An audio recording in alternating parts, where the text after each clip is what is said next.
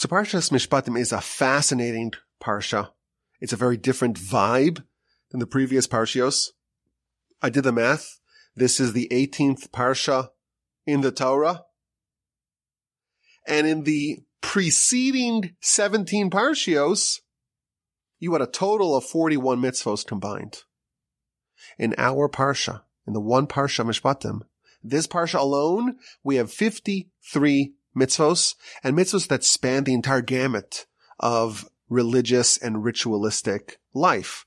We have laws governing servants, both Jew and Gentile, a husband's marital responsibilities, how we're supposed to have a relationship with our parents, and personal injury laws, and homicide laws, and theft laws, and interpersonal damage laws. The justification of use of deadly force against home intruders, really interesting. The prohibition against oppressing converts, widows, and orphans, and the frightening consequences thereof. The requirement to provide to our brethren interest-free loans, various tithes, and the correct order in which they must be given.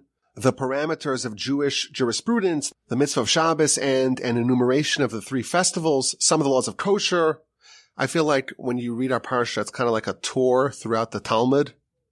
My father, he should live and be well, told me that when he was a child growing up in Israel, they forced the whole class to memorize the whole parsha. And the theory was that these verses are so critical, they appear in so many books of Talmud, it's so fundamental, that if you know the verses, you know like the basis, you know the roots of many of the laws discussed in the Talmud.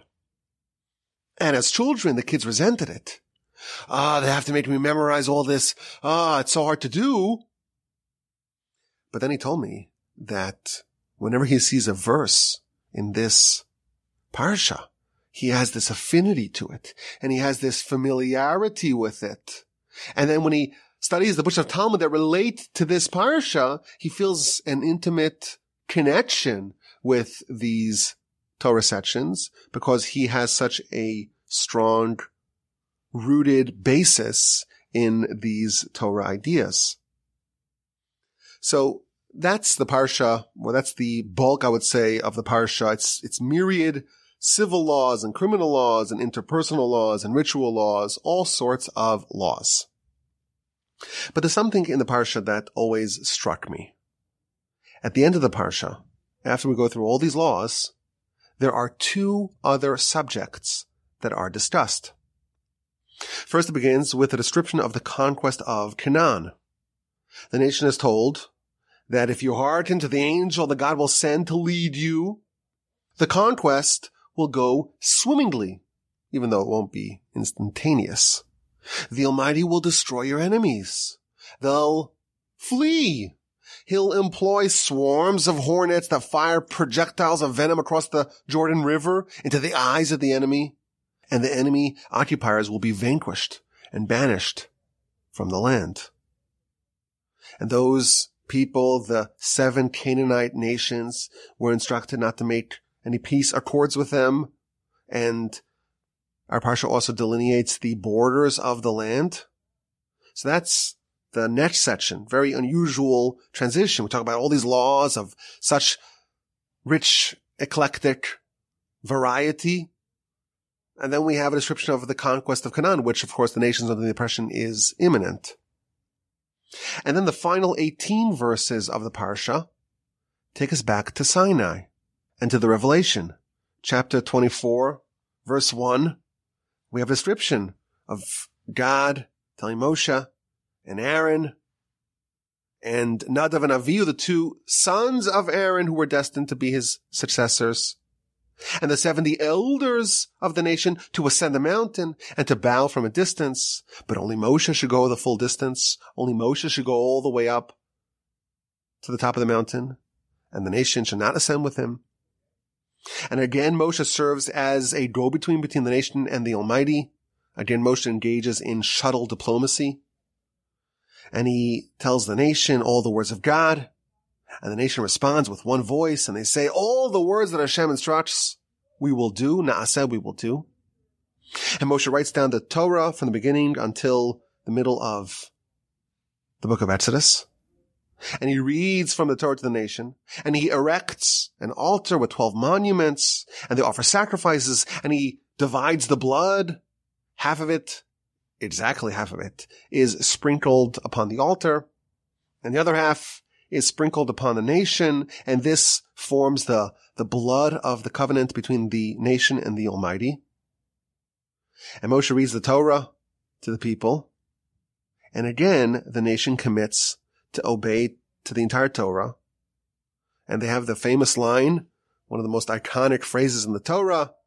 The nation tells Moshe, Kol asher diber Hashem na'aseh v'nishma. Everything Hashem tells you, all the laws we will do, and then we will listen, even before we know, even before we're instructed, even before we understand the details of what we're committing to, we are in.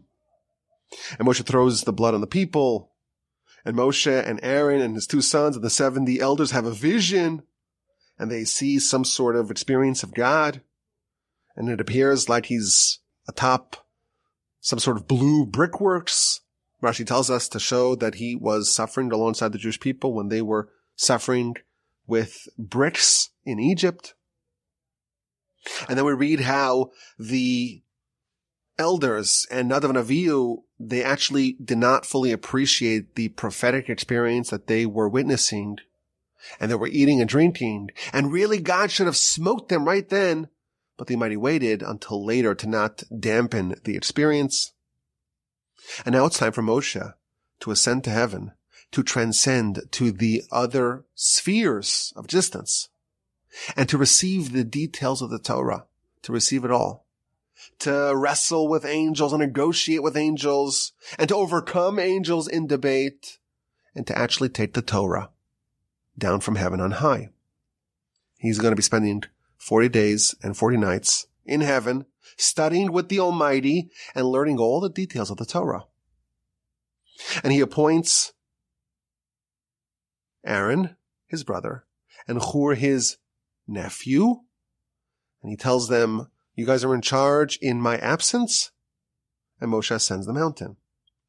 Joshua accompanies Moshe as far as he's allowed to go, and Moshe enters the mountain and ascends the mountain and enters into the clouds and spends 40 days and 40 nights with the Almighty. So this is a very dramatic departure of Moshe, and this is the next stage of the Sinai Revelation. It's not just God appearing on the mountain and revealing himself to the nation in prophecy and conveying the 10 commandments. Now Moshe is ascending to heaven, and he's going to get the Torah and the luchos, the tablets, and all the details of the law. And he hands off responsibility to Aaron, to Hur, and we know this does not end exactly in the ideal way, because in Moshe's absence, the nation will do the grievous sin of the golden calf. And Hur, who was appointed by Moshe to oversee the nation in his absence, he tries to stop them, and they kill him. And then Aaron capitulates, or so it appears. And the golden calf happens, and it's a terrible calamity and catastrophe. So that's the end of the parsha. Of course, we don't read about the golden calf for a few weeks, but it's always interesting to me, kind of the layout of the subjects of the parsha. At the end of last week's parsha, Parshas Yisro, we had the Sinai Revelation. The nation is at the foot of the mountain, and they're united as one. And Moshe is going back and forth between God and the people to negotiate, so to speak, the terms. And the nation accepts, and the Almighty promises what is going to be the result of this covenant. And the nation experiences what no other people have experienced and lived to tell the tale. And right afterwards, we transition to all these laws, ritual laws, civil laws, criminal laws, laws of every type, interpersonal laws. And that's the bulk of our parsha. And then we read about the future, the conquest of Canaan and the details thereof. It's going to happen slowly. And then it goes back to the Sinai experience and ascending the mountain and the various different ceremonies and rituals and sacrifices that were brought. And again, we read about the acceptance, the reacceptance of the Torah. And Moshe ascends the mountain for 40 days and 40 nights.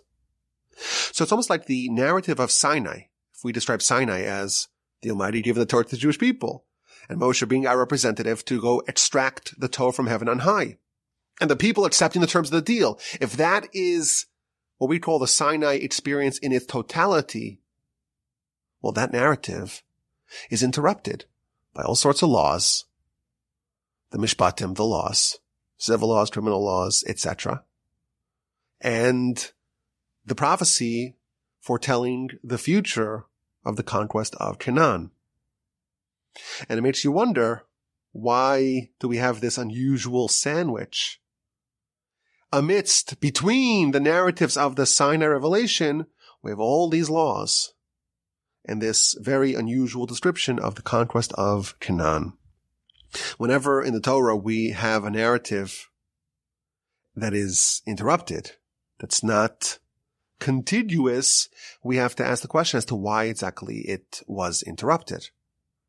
Now, it is true that not all the commentaries agree that the chronology is out of order. So when we say that the narrative is interrupted, it does not necessarily mean that the chronology is out of place. If you study the Torah with the commentaries of Rashi and Ramban, you'll notice that Ramban is always reticent to alter the chronology of the Torah. He's always going to favor saying that the Torah is written in chronological order. Even though the Talmud says explicitly that the Torah is not necessarily in chronological order, but unless the Ramban is forced to alter the chronology, he won't do it. Whereas Rashi, throughout the whole Torah, is much more liberal in interpreting the verse in a non-chronological way. That's not to mean that it's written out of order. It just means that the conceptual order, the topical, logical flow, that is the primary way the Torah is written, not necessarily the chronological flow that the Ramban favors. There's a pattern throughout the whole Torah. Was Jethro coming before or after the Sinai Revelation? Rashi is very comfortable altering the chronology, even though the description of Jethro coming is before the Sinai Revelation. He actually came afterwards. Oh, and when did the end of our Parsha, chapter 24, when did that happen? Rashi says, well, it actually happened before the events of chapter 20, the tabernacle and the golden calf, how the descriptions of the instructions of the tabernacle and the descriptions of the implementation of those instructions are interrupted with the episode of the golden calf. Rashi says that the chronology was altered. Ramban says it was not. But regardless, whether the actual events were interrupted, as Ramban would hold, or the retelling of the events was interrupted, as Rashi would posit, we have to understand why. Why is the narrative flow so unexpected, so oblique? You have the Sinai Revelation, and you have the Ten Commandments, and then you have this long, rapid-fire series of laws. And then you have a prophecy about the future conquest of Canaan, slowly. And then you go back to Sinai. We will do and we will listen. The covenant. And Moshe delegating authority and ascending to heaven. That seems to be going back to the Sinai Revelation.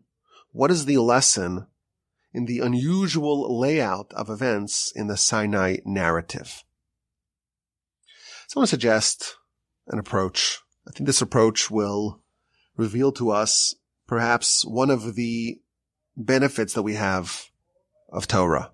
I think it will give us perhaps a newfound appreciation of how lucky we are, how fortunate we are to have the Almighty's Torah. Our Parsha starts, Ve'ela ha-mishpatim asher tasim lefnehem. The name of the Parsha is Mishpatim. Mishpatim means laws. And these are the laws that you shall place before them. And Rashi notes that the word ve'ela is always connecting, and these, not these, and these. It's always connecting this to what came right before it. So the end of Parshas Yisro, that's the Sinai Revelation. The beginning of our Parsha is the Mishpatim, is the laws. Ve'ela connects the two, says Rashi. Just as the Ten Commandments were given at Sinai, so too the laws, the civil law and the criminal law, and the interpersonal law and the ritual law, all the laws, they too were given at Sinai. Oh, and at the very end of Parshas Yisro, it talks about the altar. And why is there a juxtaposition between the altar in the tabernacle and subsequently the temple? Why does that come next to the laws that are adjudicated by the courts? That's to tell you that the Sanhedrin, the Supreme Court, the seat of the judiciary that governs all these laws, that should be next to the altar. Where is the Supreme Court building, so to speak? In Jerusalem? It's in the marble chamber, which is one of the rooms in the temple. Why?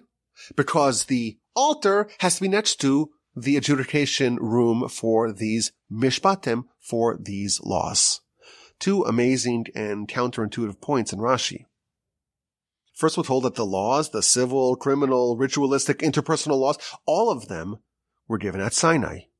Even laws about theft and damages that every functioning society has, we have them as well. But they're not arbitrary laws. Our version of these laws are Sinaitic. And the adjudication of these laws, it's done on temple grounds. This is the elevation of what we could call common law. Every country has a version of some of these laws. But the origin of these laws is from Sinai. And the adjudication of these laws are elevated, are holy, are right next to the altar. And that's how we start all these laws in our Parsha. And then we have a whole section about the settlement of the land.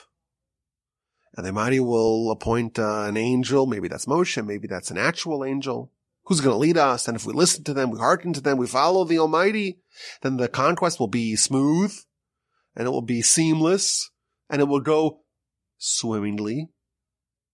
But it won't happen overnight. The settlement of the land, chapter 23, verses 29 and 30. The banishment of the indigenous population. It's not going to happen in 1 year. It's not going to happen very quickly. Oh no, then the land may be desolate. And maybe there'll be a lot of animals in the land. Oh no, says the Almighty, I will banish them slowly, slowly. So you could grow into it. And only then can you, in fact, settle the entire land. Another very counterintuitive point. The banishing of the enemies, it won't be overnight. It's going to happen slowly, slowly. A gradual shift. As we grow, as we expand our footprint, we slowly edge our enemies out. And this is a fascinating point. It's better to have your enemies there than to have a vacuum. You know, you would think these Canaanites, were warned about them many times at the Torah. They pose an existential threat to the Jewish people. We're not allowed to make a pact with them, to make a treaty with them. They're very spiritually dangerous for us. And we would have all thought that to remove the menace right away, that would be preferable. But here we're told that slow and gradual change is ideal. And again, this is when we are listening to God. This is not a punishment. This is the ideal. Now, to make this even more interesting, we know that the Exodus, that was not gradual. That was all overnight, what we would call perhaps punctuated equilibrium. In one night, the Exodus happens. All the Jews are coalesced from all the corners of the land of Goshen and united as one. And the shift from being subjects of Pharaoh to being subjects of God is instantaneous. Yet somehow when it comes to Canaan, it has to happen very slowly, very gradual. And indeed, we know historically, the nation sparred with the various Canaanite tribes for centuries before the whole land was settled.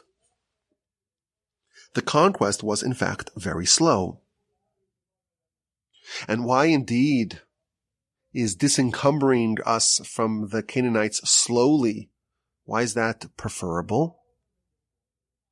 Because we were too few, and we couldn't settle it sufficiently, and therefore the removal of the Canaanites will happen slowly.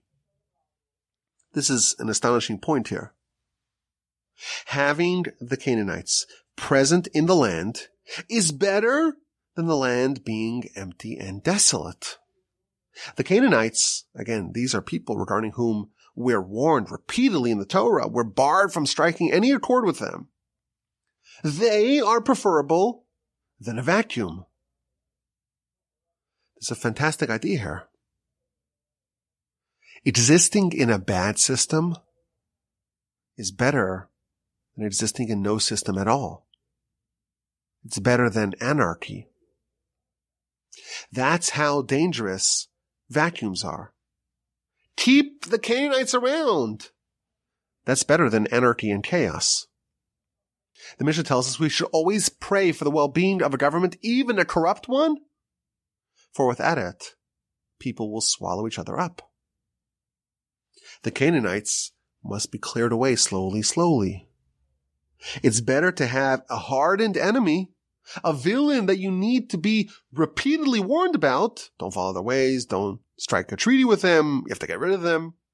It's better to have them around than to have no one. And therefore, they will be cleared away really slowly. I heard an incredible idea about 2 weeks ago's Parsha. Parsha's Beshalach starts, Vayi Beshalach Paro. It was when Pharaoh sent the nation. And many of the commentaries point out that the word Vayehi, our sages tell us, that is a term of sadness. That is a term of despondency. That is a term of mourning.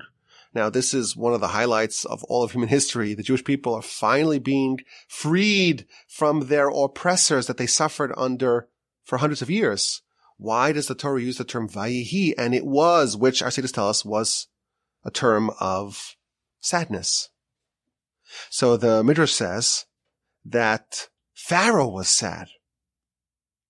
He was sad that he had to send the nation because now God doesn't need him anymore. Very interesting and provocative midrash. But I heard from my brother-in-law, who said that he heard from Rabbi Stillerman that perhaps another interpretation of this verse is that the Jewish people were sad. How could you be sad when you're leaving? You're leaving Egypt. It should be a time of great joy. And of course that's true. But there is an element of sadness. Because now they lost their system. They lost their routine. They lost their schedule. And even though they were freed from prison, there's something about prison that has an element of being better than a systemless life. And perhaps that's one of the messages here. Vayi b'shalach paro, Rabbi Stillerman says, that it was when Pharaoh sent the nation and it was kind of a little bit problematic, a little bit of a painful time because of that freedom. When Pharaoh sent the nation, there was a twinge of pain because they lost a system. At the end of our Parsha, Moshe leaves and he delegates authority to Aaron and to Hur. This is chapter 24, verse 14. And if you read this verse, you find something very interesting. Moshe is speaking to the elders. And he says, you guys stay here until we return. We mean Moshe and Joshua. And behold, here is Aaron and Hur, and whoever has a question that you would typically direct to me, they should go to Aaron and Hur. So you read this verse, and it sounds pretty benign. Moshe is doing the responsible thing. He's leaving. He's not going to be there for 40 days and 40 nights. He doesn't want to leave the nation without any leader. So he appoints a leader. In fact, two of them, Aaron and Hur. But if you read Rashi notes that this was really an empty delegation. It was an office that was defanged of any power. Rashi says, when did Moshe do this? When he left the camp. And who did Moshe instruct? The elders. So who is not aware of the power and the authority of Aaron and Hur? The people. Moshe is not saying this amidst everyone. He's saying this when he's leaving the camp. And who's he saying this to? This investiture of power in the hands of Aaron and Hur. Who does he tell this to? Not to the nation, to the elders. And he also says that they have authority only when they are approached. Whoever has a case come to them, but they are not given the authority to go and initiate when something is amiss. So their jurisdiction, their mandate was very narrow. It was only for interpersonal disputes and only when people came to them. Perhaps what Moshe should have done is, in front of the whole nation, in the middle of the camp, given them full power to also initiate when they see something wrong, and also in every area, not just in interpersonal matters. You look at Rashi, the way he interprets this verse, it seems like Rashi's pointing out where the vacuum was created that allowed the conditions for the golden calf fiasco to happen. The reason why this debacle happened, it's not because the replacements, Aaron and Hur, were inept, were ineffectual, but it's because their jurisdiction was not clearly asserted.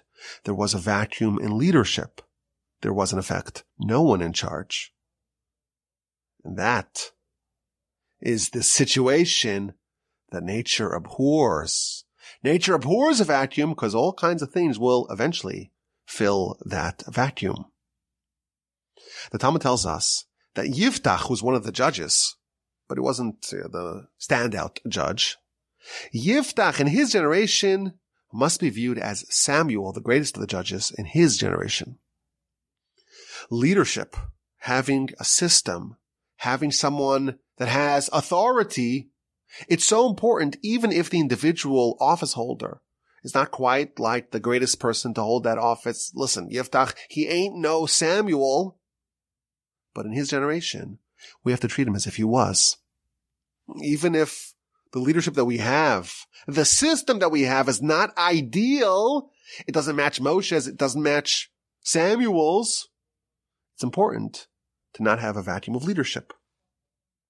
Rashi tells us that the reason why the names of the 70 elders are not enumerated in the Torah is because the office is what matters.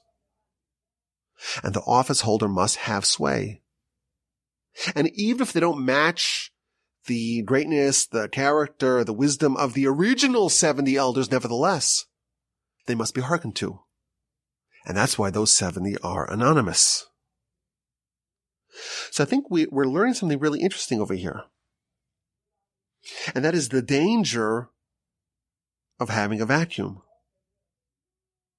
And perhaps we can suggest that maybe one of the reasons why this is here, this is present now, is to tell us that one of the benefits that we have with Torah is that we're never in a vacuum. We're never rudderless. We're always able to draw guidance and direction from the Torah. We're never directionless. We're never aimless. We're never without a compass in big areas of life and in more minor ones. The big picture. Questions that gnaw at us. maybe gnaw at thinking people. What is this all about? You kind of wake up and you're on this blue rock, as they call it. And what's it all about? What are we living for? How did we end up over here? What should we aspire to? What's the point of it all? What happens after we die? What is the purpose of life? What is the reason of this existence? We have answers to all those existential questions. We have direction. We have guidance. We're never in this vacuum and we don't know what to do and there's no one in charge. And that's in the big scale, but also on the small scale. In every area of life, every juncture of the day, of the week, of the year, every turning point in life, we have guidance that we can rely upon. It's an amazing thing. We never have a vacuum. We always have a reliable system. And for millennia, this system of Sinai endured. And we have always been spared from the ravages of being in a vacuum, of being directionless. But it goes further. It's not just that we have laws. It's not just that we have the big picture. We could call that perhaps the 10 Commandments, which show us really what it's all about. I am the Lord your God. And the whole 10 Commandments really serve as the digest of what life is all about, the abstract of what it's all about. It's all about faith. It's all about developing a connection with the Almighty, with our eternal spiritual selves. And it's not just the details that in every area of life we have law. These laws are not only comprehensive, they're divine. They're from Sinai. The seat of the Sanhedrin, of the Supreme Court, is in the house of God.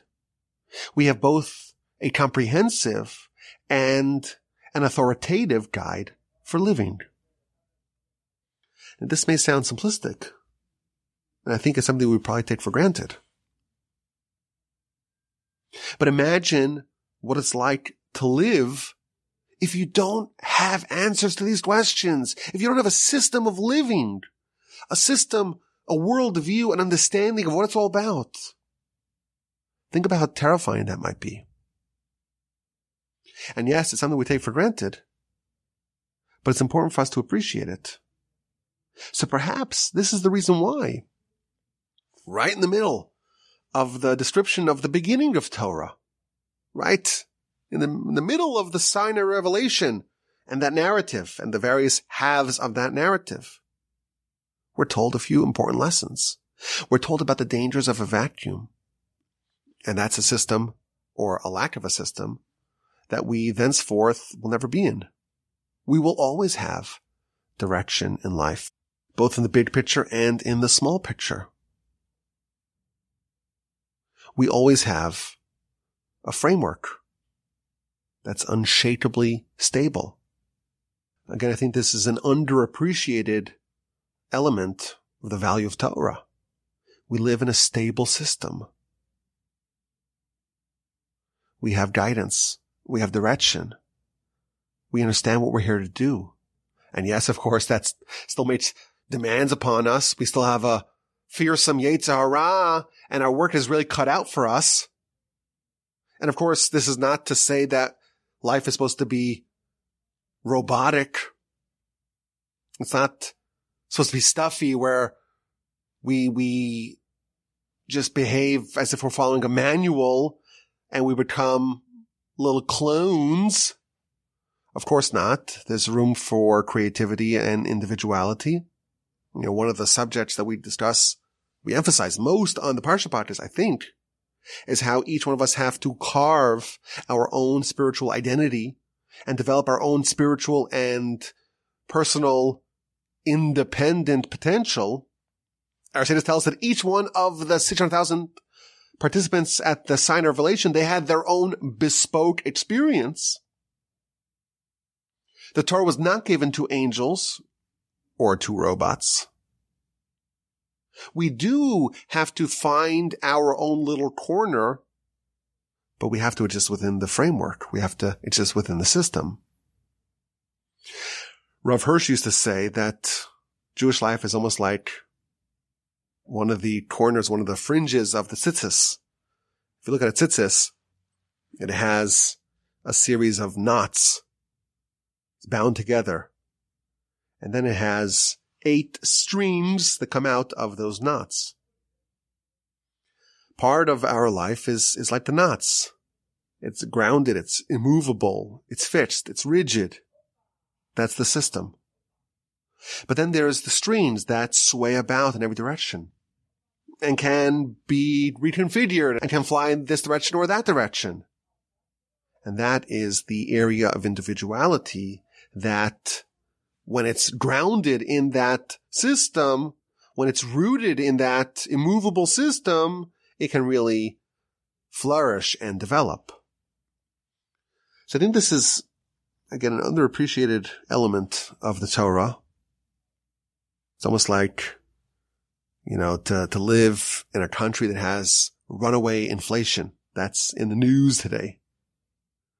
We don't have anything really like real inflation, like they had in Argentina or Zimbabwe or Germany in the 1920s, where your money would be worth half by afternoon of what it was in the morning. That's a crazy way to live, because a central part of your life is just not stable. It's important to have a system. It's important to have a system. And Torah is giving us a system. We have the 10 Commandments. And that's a template for life. And what does it start off with? I am the Lord your God. That is the framework in which everything is built in. The Talmud tells us that really all of Torah is in this one framework, this one mitzvah of faith. And then on a kind of bigger picture, if we zoom out a little bit, we see that the 10 Commandments in general are a digest of life. It starts with faith, it ends with faith. Of course, as we mentioned in the past, not to covet is a reflection of real faith. And at the end of our Parsha, again we talk about the big picture.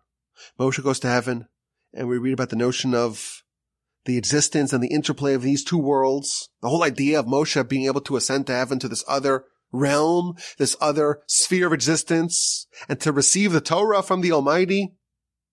That too is part of the big picture of this structure, of this system. And in the middle, we're given lessons to appreciate this incredible gift that we have.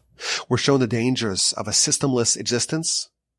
We're shown how crucial a system is, that even a bad system is preferable to no system.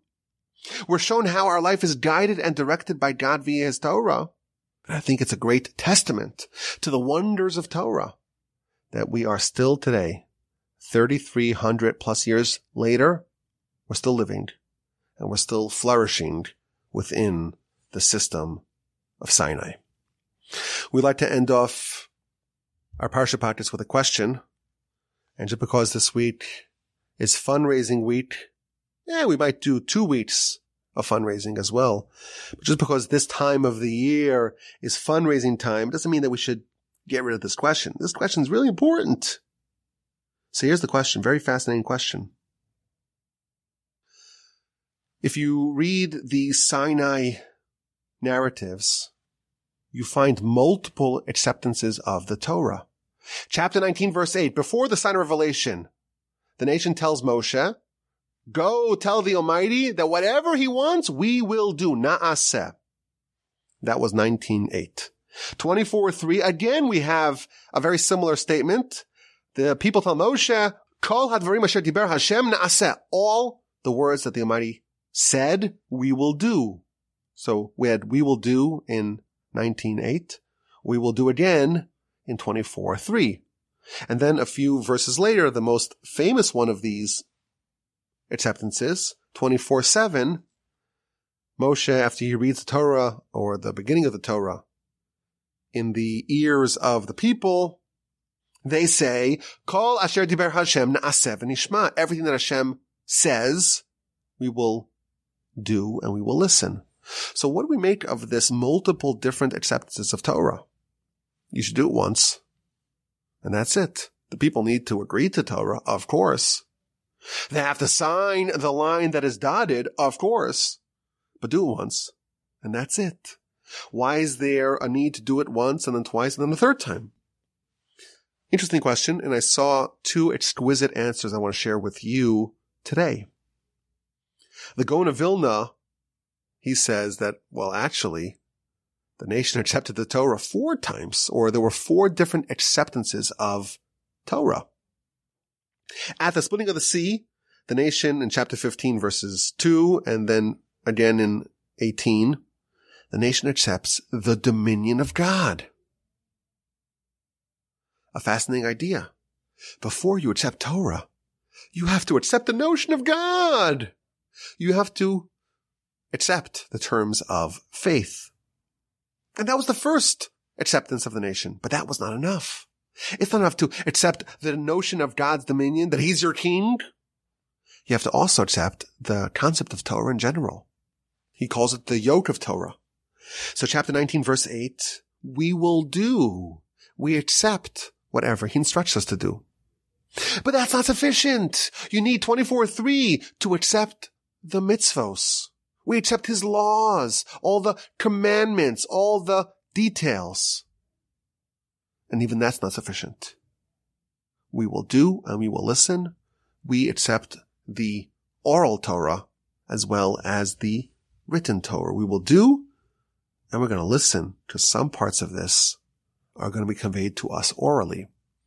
So I like this very much because it resolves the seeming repetitions of this theme of the acceptance of the Torah.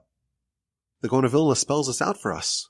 There are actually 4 distinct tenets that the nation is accepting. A, the dominion of God. B, the yoke of Torah. C, the yoke of mitzvos. And D, the oral Torah. It's a very nice idea. But the Meshech Chochmah has a very clever formulation. We know that there are mitzvos in the Torah that are unfulfillable. Why? Because to be a legitimate king, you have to be from the tribe of Judah. And there are mitzvahs that are only applicable to the tribe of Judah, to the kings of Judah. And there are mitzvahs that are only applicable to the Kohen. And a Kohen's got to be from the tribe of Levi. So it's not possible for any single person to fulfill all the mitzvahs of the Torah. So if we cannot fulfill the mitzvahs of the Torah, how is it supposed to work? It's a very famous question.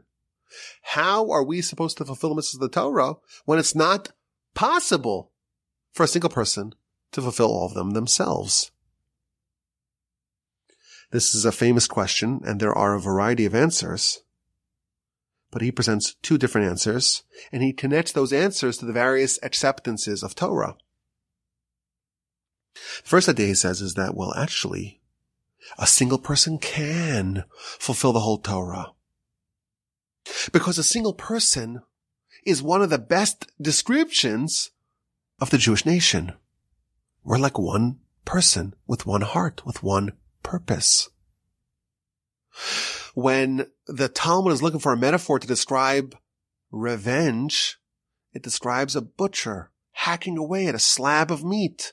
By mistake, his right hand slashes his left hand. The left hand is now wounded and mad. So it picks up the cleaver and slashes the right hand in revenge. That is the metaphor of revenge. But why? Because the Jewish nation, we're like one body. We don't realize it necessarily. But in our idealized state, we're really one person. And part of the person, if you could call it that, is like the heart. Part of it's like the eyes. Part of it's like the head. Part of it's like the heels. We know that Messiah comes, be'ikvasa de Mashiach. The generation right before Messiah is called the heels of Messiah because it's the lowest souls of the nation. Souls spelled S-O-U-L, not S-O-L-E. And there are parts of this one big organism, one big body, that's a Kohen, and parts that's like a king and a Levi, etc. And if everyone does the mitzvahs that they can do, then one person, one body, one entity, the Jewish person, can fulfill the whole Torah. But there is a necessary precondition for this to be true. This is all predicated on complete, indivisible unity. You'll notice right before Sinai, chapter 19, verse 8, the verse says, Vayanu kol ha'am yachdav. The entire nation said together. The whole nation was united as one before Sinai. And there's the famous Rashi. Right before Sinai, chapter 19, Rashi says they were like one person with one heart. What happens when the Jewish people are like one person with one heart? In that case, we could all everyone does their mitzvah, and everyone gets the benefits, the merits of their friend, of their partner, of their fellow limb, if you will's, mitzvah. He quotes a magnificent verse. This is the Meshech Chochmah. Ezekiel chapter 34, verse 31. Adam atem, you are one person. The whole nation is like one person. Some are like the heart. Some are like the eyes. Some are like the head. But together, if we are united, all we need to do is to do. But what happens if we don't quite have that same unity? After Sinai, we didn't quite have that same indivisible bond that we had pre-Sinai. And then it says, Na'aseh v'nishma, we will do and we will listen. Because if we're not connected as one, then the only way for us to receive the rest of the Torah, the rest of the mitzvahs that we cannot fulfill, some we could fulfill, but some we have to listen. And what does that mean? When you study Torah, you gain the merit of that mitzvah. So today we cannot offer a sacrifice, but if I study the laws of the sacrifice, the Talmud tells us, I gain the merit of that sacrifice. And all the mitzvahs that we cannot fulfill, by studying the corresponding Torah sections, we get the merit as if we fulfilled it. And that's why after Sinai, once the nation is no longer united as one, it says, Na'aseh v'nishma, we will do and we will listen, because doing is not sufficient, because once we're detached from each other, each one is their own little island. God forbid.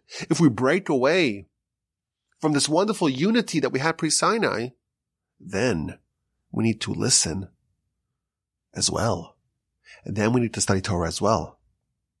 And he says one more thing that I have to say because it's so wonderfully fitting for our fundraiser at givetorch.org. If you don't fulfill all the mitzvos, you're in big trouble.